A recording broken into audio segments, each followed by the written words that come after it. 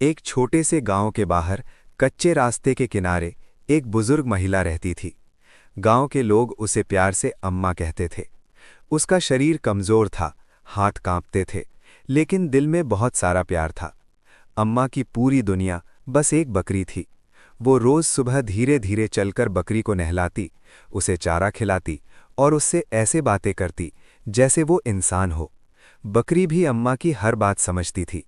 गांव वाले कहते थे, ये रिश्ता खून का नहीं, दिल का है। समय बीतता गया। एक दिन अम्मा को पता चला कि बकरी मां बनने वाली है। उस दिन अम्मा की आंखों में चमक आ गई। वो अपने हिस्से की रोटी भी बकरी को खिलाने लगी। रात को चारपाई बाहर डालकर उसी के पास सोने लगी, जैसे कोई मां अपने बच्चे की रखवाली करती हो। एक सुबह अचानक बकरी की आवाज सुनाई दी। अम्मा घबराकर बाहर आई। आंगन में दो छोटे छोटे मेमने बैठे थे। अम्मा खुशी से रो पड़ी। उसने बकरी को गले लगाया, मेमनों को प्यार से सहलाया। खुशी में अम्मा ने गांव के बच्चों को दूध की मिठाई बांटी। उस दिन बहुत समय बाद अम्मा का आंगन हंसी से गूंज उठा। लेकिन उसी खुशी की रात सब कुछ बदल गया।